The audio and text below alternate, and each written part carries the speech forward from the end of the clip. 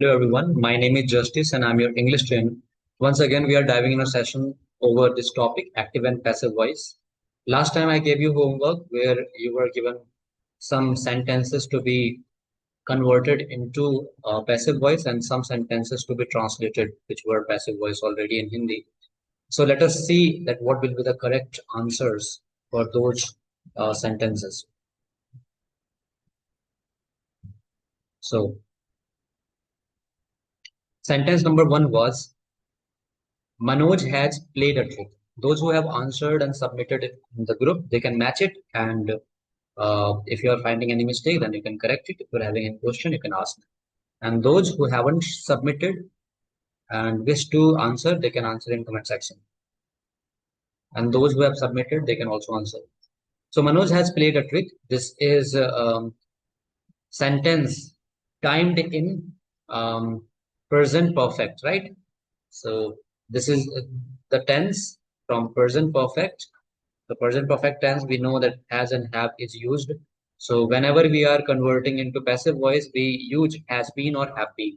I told you that concept that whenever you are making any passive voice out of active voice, then you must go with this concept that um, subject plus be form. Be form can be is mr plus being or has been, have been, right? uh, uh, in any way, but there will be the form of be. Okay, so subject plus be form plus verb third. This is the general concept of passive voice. And subject, whom we are calling subject, this is to be noted. Subject is actually the object which has been converted into subject. So if I want to put a plain statement, I can also call it object, which is now subject in passive voice, object plus be form plus verb third. So that is the concept, right? So object is referred as subject and subject is considered as object in passive voice, right? Then by, and then after that you convert subject into object. Simple formula is that object plus be form plus verb third and then by and then subject. So here we have seen because it is has and have. So we are using has been or have been because in perfect after has and have we go with third form. So the past participle or the third form of be is been, right? So in passive voice we will be using has been or have been. Same would be applied in past. With had we will be using had been. So if you are understanding the concept right now, it will help you in past and it will also help you in future. In future, what will you do? Will have been or shall have been, right? Okay, so the correct answer, Atulji has written well. A trick has been played by Manoj. Okay, so match it if you have done the same. That is correct. A trick has been played by Manoj. That will be the passive form of Manoj has played a trick. Right यहाँ पर a trick जो है वो object था तो object को हमने subject के बना करके आगे रख दिया और हैज था हैज बीन हो जाएगा अ ट्रिक के साथ अगर यहाँ पर ट्रिक्स होता तो हैव बीन हो जाता ये बात याद रखेंगे ऑब्जेक्ट के अकॉर्डिंग जाएगा तो has been played by Manoj next आपका क्वेश्चन है why have you not noticed the dark sign on the board so you will be answering if you can why have you not noticed a dark sign on the board आपने board पर एक काला धब्बा या चिन्ह क्यों नहीं देखा है ना तो the answer is given by Atul ji that is why ain't a dark sign on the board been noticed by you correct और आप इसको ऐसे भी कर सकते हो why has a dark sign not been नहीं a dark sign on the board sorry why has a dark sign on the board not been noticed by you that can also be correct yes Anamika ji you written well wood नहीं था वो board था okay? because you can get that homework in group as well but there are answers included too you can listen so correct answer आपका होगा why has a dark sign on the board not been noticed by you number one ये हो गया number two आप कर सकते हैं why hasn't a dark sign on the board been noticed by you या फिर तीसरा तरीका है कि ain't लगा कर सकते हैं why ain't a dark sign on the board been noticed by you correct आगे बढ़ेंगे why hasn't he talked to me why hasn't he talk to me. Last time listen to का एक आया था सेंटेंस, तो मैंने आप बोला था कि उसके कंक्लूजन में पहुंचे थे कि वो लिसन टू ही रहने देते हैं। तो ऐसे यहाँ पे टॉक टू है तो वहाँ पे टॉक टू ही ऐसे ही आप छोड़ देंगे। तो यहाँ पर अतुल जी लिख रहे हैं why haven't I been talk to by him. Yes that's correct. ठीक है, तो why haven't I been talk to by him. ठीक है, why hasn't he talk to me, इसका हमने सॉरी पैसिव वॉइस बनाया है। आपको याद होगा, हमने लास्ट टाइम एक लिसन टू वाला आया था, तो उसमें भी हमने इस कंक्लूजन पे पहुंचे थे कि हम उसका टू जो है उसमें लगाएंगे। ठीक है, तो इस बात को आप याद रखेंगे। ठीक है, I hope things are clear. Anamika ji लिख रही हैं why haven't I been talk by him. जैसे अभी मैंने बताया, यहाँ पे टू लगा हुआ है तो ये क्या है कि एक और इशारा हो रहा है, डायरेक्शनल है ये कि किससे बात हो रही है। ठीक है, तो इसलिए इसका टू का यूज किया है। तो यहाँ पे टू को हम एलिमिनेट नहीं करेंगे, इस बात को याद रखेंगे। ठीक है, चलिए तो आगे बढ़ते हैं। तो हाँ, करेक्ट आंसर है आपका why haven't I been talked to by him. Okay, to जरूर लगाएंगे इसमें। आगे बढ़ते हैं। एवरीवन हैज डन दिस, तो यहाँ पर आपने क्या किया है, yes this has been done correct. ये मैंने बताया था कि someone, everyone, no one, nobody, है ना, एवरीबडी, इन सब में क्या होता है, ये बाई का यूज नहीं करते क्योंकि वो जनरल चीज है ना। ये चीज कर दी गई है, कोई एक व्यक्ति के नाम तो ले नहीं रहे हम यहाँ पे। तो this has been done that's correct, by everyone नहीं आ सकता यहाँ पे। बहुत बढ़िया, आगे बढ़ेंगे। No one has given the same amount, तो यहाँ पर भी वही चीज आ गई, नेगेटिव बन जाएगा। बताएंगे आप लोग मुझे। The same amount has not been given, correct Atul ji. The same amount has not been given क्योंकि नो वन था तो हैज नॉट बीन कर दिया और बाई के लगाने की जरूरत नहीं है। ठीक है, आप ऐसे मत करिएगा कि the same amount has been given by no one, no that's incorrect. Okay, next आपका है has he eaten the apples. Yes, तो यहाँ पर एप्पल्स के अकॉर्डिंग क्या आना चाहिए, एप्पल्स के अकॉर्डिंग यहाँ पर हैज आएगा या हैव आएगा। Sir please explain this sentence. Okay, amount वाला ठीक है। No one has given the same amount, इसका मतलब है कि किसी ने वही अमाउंट नहीं दिया है या कोई वो अमाउंट नहीं दे चुका है। तो यहाँ पर नो वन आया है, नो वन का मतलब है नेगेटिव में, किसी ने नहीं दिया है। जैसे एवरीवन था तो हमने क्या किया था वहां पर, जैसे पिछला सेंटेंस देखेंगे, ध्यान से सुनिएगा। मैं एवरीवन हैज डन दिस, तो हमने किया था this has been done. By everyone लगाने की नीड नहीं थी क्योंकि जनरल कॉन्सेप्ट है, सभी ने ये काम किया है। तो हम वहां पर कोई पर्सन को कुछ नीड ही नहीं है लगाने की क्योंकि जनरल वे में कर किया जाता है काम, तो ये काम सबके द्वारा किया जाता है। किया जा चुका है अर्थ आएगा, या किया है। तो ऐसे ही यहाँ पर नो वन वाले में क्या है कि वो नेगेटिव वे में है, किसी ने नहीं किया है ना। तो उसको हमने क्या किया, नो वन का ही हमने नॉट लगा लिया है, हैज नॉट। ठीक है, तो यहाँ पर हैज नॉट बीन हो गया है। तो एवरी वन का नेगेटिव होता है नो वन, इसलिए हैज नॉट किया है, उस बात को याद रखेंगे। ठीक है, तो आप लोगों ने इसका आंसर किया है have the apples been eaten by him, that's correct. और ये किसका आंसर है, has he eaten the apples, मतलब क्या उसने सेब खाया है या क्या वह सेब खा चुका है, इसका अर्थ हो जाएगा। और इसका पैसिव वॉइस बनेगा have the apples been eaten by him, क्या सेब उसके द्वारा खाए जा चुके हैं, है ना? ठीक है, करेक्ट। अब आगे आता है उसे बुलाया जा चुका है, उसे बुलाया जा चुका है, तो यहाँ पर बताएंगे आप लोग। Yes Anamika ji, you are doing well. He has been called, correct. And उसे सजा दी जा चुकी है, इसका बताएंगे। उसे सजा दी जा चुकी है, बहुत ही सिंपल है, जैसे ये वाला था वैसे ही आगे है, उसे सजा दी जा चुकी है। He has been punished, correct. The same amount has been given by none, कोई नीड नहीं है लगाने की। अतुल जी एक बात को ध्यान दीजिएगा, क्यों नहीं नीड है, इसके पेपर कॉन्सेप्ट भी हमारा क्या कॉन्सेप्ट है, सभी अमाउंट मतलब सभी के द्वारा अमाउंट। अच्छा नन, ये कौन सा सेंटेंस था भाई, same amount has not been given by, अच्छा वही नो वन वाला, हैज बीन गिवन कर दिया, बाई नन कर दिया। आप इसको नेगेटिव यहाँ पे एम्फेसाइज कर रहे हैं कि बाई नन, ये लैंग्वेज में हो सकता है बट आप जनरली इसको यूज कर सकते हैं ना, the same amount has not been given by, by का सॉरी बाई लगाने की जरूरत ही नहीं, the same amount has not been given, है ना। क्योंकि हम हमारा फोकस किस पे है? ध्यान दीजिएगा, इसके ऊपर कॉन्सेप्ट ये है, हमारा फोकस ऑब्जेक्ट पे होता है पैसिव वॉइस में।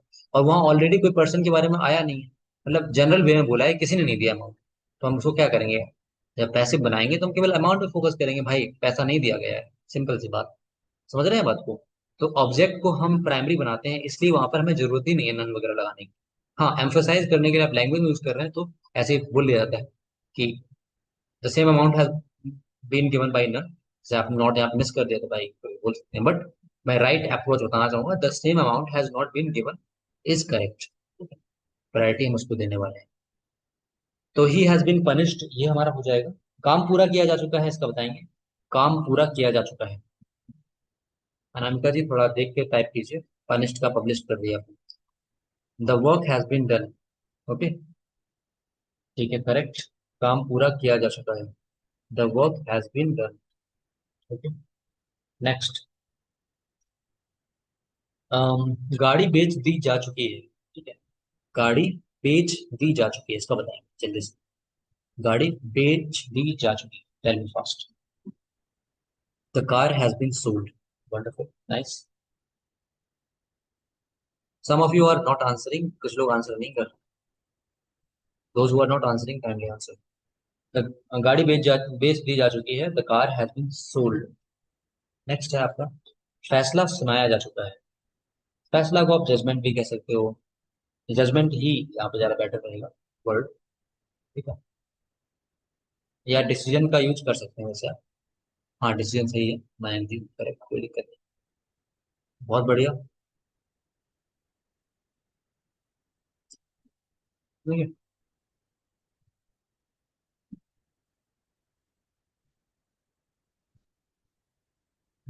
Judgement, decision. हाँ ठीक है, वर्डिक्ट। बढ़िया। जैसे एम्फसाइज करना चाहें, जैसे कि फैसला को हम निर्णय भी बोल देते हैं एक तरह से, है ना। तो वो डिसीजन या वर्डिक्ट अपने आप में वो भी सही वर्ड है। जजमेंट इसलिए हम बोलेंगे क्योंकि यहाँ पर अ, आप समझ पा रहे होंगे सेंस किसका बन रहा है ना, कि फैसला हो चुका है भाई। जजमेंट हैज बीन डिक्लेयर्ड, है ना। तो यहाँ पे सुनाया जा चुका है, तो अनाउंस्ड हम कह देंगे। हैज बीन टोल्ड आप यूज कर रहे हैं। मैं यहाँ पे थोड़ा सा प्रायोरिटी के बेस पे जाना चाहूंगा। ठीक है, फैसला सुनाया जा चुका है, ये किस सेंस में आएगा। The judgement has been announced, better है। डिलीवर्ड भी आ सकता है यहाँ पर, और गिवन भी आ सकता है। टोल्ड का यूज नहीं करेंगे। रीजन बताता हूँ, रीजन ये है कि कोई ऐसी चीज नहीं है जो बताई जा चुकी है, वो एक अनाउंसमेंट है। ठीक है, तो अनाउंस्ड अपने आप में एक बेटर वर्ड है। ठीक है। हाँ, आप वहां पर डिलीवर्ड का यूज सही है। गिवन भी आप कर सकते हैं, क्योंकि एक तरह से एक ऑर्डर ही के रूप में पास होता है ये। तो these three words will be okay with this, announced, delivered, और at the end given we can use. ठीक है। कॉन्क्लूडेड, हाँ, कॉन्क्लूडेड का यूज किया जा सकता है, क्योंकि यहाँ पे निष्कर्ष के तौर पे आप उसको ले रहे हैं। ठीक है, the judgement has been concluded. But एक बात याद रखेंगे, कंक्लूडेड का एक सेंस अलग हो जाएगा, कि अब उस पर सुनवाई की गुंजाइश शायद बाद में नहीं है, कि निष्कर्ष पूरा हो चुका है यहाँ पे, है ना। तो पेटिशंस नहीं पढ़ पाएंगे दोबारा। ये एक उसका सेंस ये भी हो जाएगा, अगर हम उसको माइनर रूप से देखें तो, है ना। तो यहाँ पर हम अनाउंस्ड और गिवन और डिलीवर्ड का यूज कर सकते हैं। आगे बढ़ते हैं। कंक्लूड का अर्थ हमारा निष्कर्ष के तौर पे हो सकता है, इसका सेंस में लेना चाहें तो यूज कर सकते हैं। ठीक है, आगे बढ़ते हैं। आगे बताएंगे आप लोग, किताबें बांटी जा चुकी हैं। बुक्स बांटी जा चुकी हैं। The books have been distributed, Deepa ji ने किया है। हम्म, बढ़िया, right, you doing well. The books have been distributed, have क्यों लगाया, क्योंकि वहां पर बुक्स आया था। Correct, well done. ठीक है, तो आप लोग इस चीज को कर पाए हो, राइट। एक बार हम रिवीजन कर लेंगे, हमने जो पुराना किया था वहां से लेकर के। मुझे बताइएगा, बुक्स बांटी जाती हैं, इसका क्या होगा ट्रांसलेशन। बुक्स बांटी जाती, बांटी जा चुकी हैं ऐसा नहीं बोल रहा हूँ, बुक्स बांटी जाती। क्या पिछला याद है आपको, बुक्स बांटी जाती। Savitri ji has answer. Okay, let me see that what is the correct answer. Atul ji has answer the same as Savitri ji. Okay, everyone of you are answering the same. Where is Vishnu ji? Pratiksha ji, you are not answering, where are you? Sangam ji, Prasad ji, Mini ji, Suhani ji, where are you? He is eating food. Books बांटी जा चुकी हैं, ही is eating food कहाँ से आ गया? Books बांटी जा चुकी हैं, the books are distributed. Alright, the books are distributed, correct. अब बताइएगा, बुक्स बांटी जा रही हैं। बुक्स बांटी जा रही हैं, let me know fast. Books बांटी जा रही हैं। Today my network problem, all right Sangam ji. Books बांटी जा रही हैं। नहीं ma'am ji, that's incorrect. Previous class आपने ठीक से नहीं ली क्या? पैसिव वॉइस बना रहे हैं आप, उसको एक्टिव क्यों कर रहे हैं? बांटी जा रही हैं। Yes, Savitri ji and Atul ji, well. No Anamika ji, take watch the sessions, take the previous sessions, take proper notes from those sessions and understand the concept. Okay. The books are being distributed. ठीक है, being distributed होगा Prasad ji, no that's incorrect. देखते हैं यहाँ पे, मैं आपको दिखाना चाहूंगा। जैसे हमने इसमें बात की थी, तो हमने क्या कहा कि सिंपल प्रेजेंट में तो इज एम आर और वर्ब थर्ड आ जाता है। बट ये चीज याद रखें, कंटिन्यूअस कंटिन्यूअस में बीइंग आता है, चाहे वो प्रेजेंट का कंटिन्यूअस हो, पास्ट का हो, चाहे फ्यूचर में, तो बनता नहीं है, ठीक है।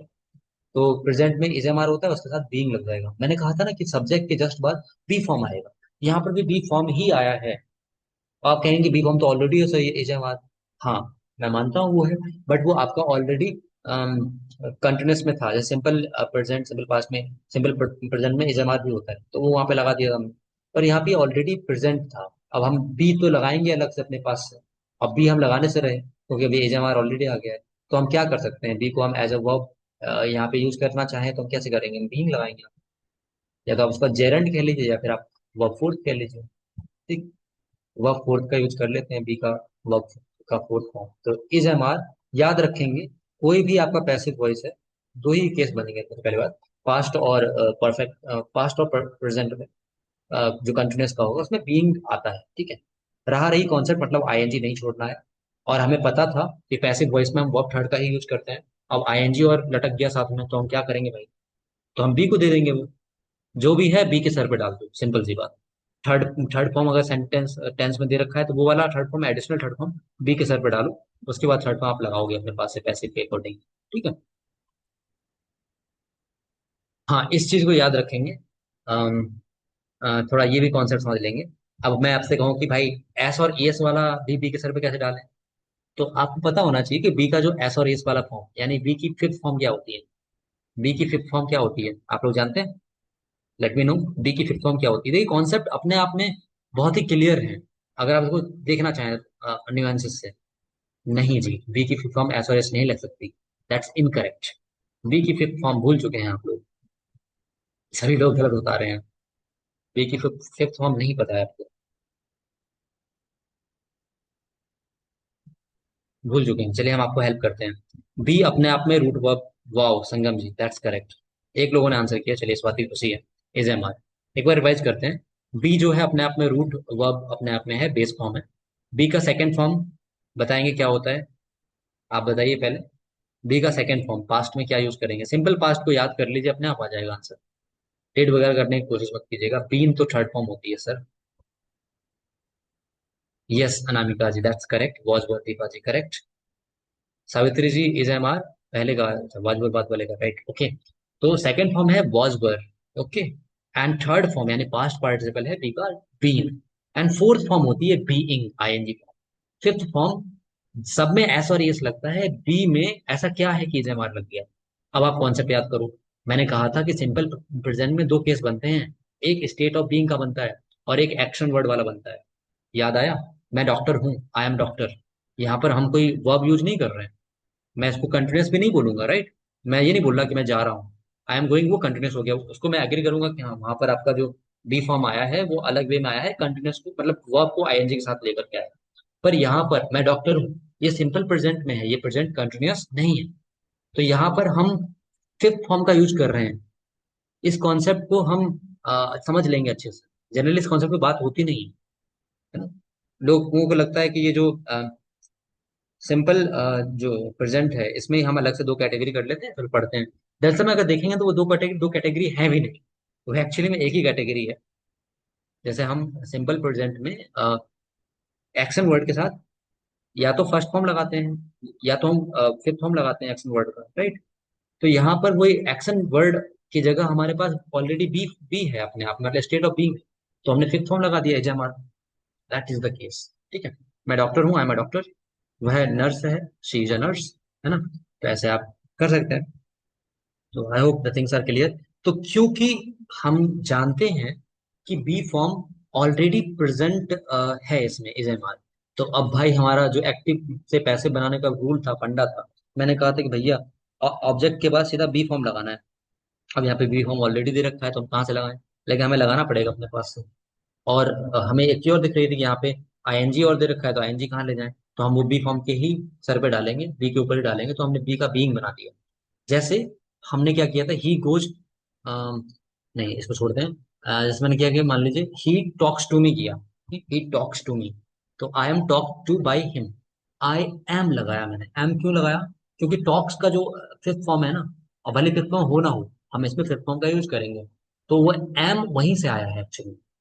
तो बी का फिफ्थ फॉर्म लगा है यानी एम आ गया, बी का फिफ्थ फॉर्म लगा इज आ गया, बी का फिफ्थ फॉर्म लगा आर आ गया। तो इस चीज को थोड़ा समझिएगा, इस कॉन्सेप्ट पे जनरली बात नहीं होती कहीं पर, अगर आप इसको समझ पाएंगे तो एक मतलब अच्छे तरीके से आप चीजों को ले पाएंगे कि हाँ हाँ ये कॉन्सेप्ट इससे रिलेटेड था, कभी हमने इस एंगल से देखा ही नहीं, राइट। तो इसको थोड़ा आप लेके चल सकते हैं। तो इज जो है वहां पर बी ही है वो, और यहाँ पर इज बीइंग जो है, ये अपने आप में बीइंग क्यों आया, क्योंकि वहां पर आईएनजी था और आईएनजी को हमें होल्ड करना था, तो किसको देंगे भाई, बी को ही देंगे, है ना। तो इज एम आर तो अपने आप में आईएनजी होल्ड नहीं कर सकता, हम ये तो नहीं बोल सकते is am are ING followed by, ऐसे तो बोल नहीं सकते हम, है ना। तो यहाँ पर इज एम आर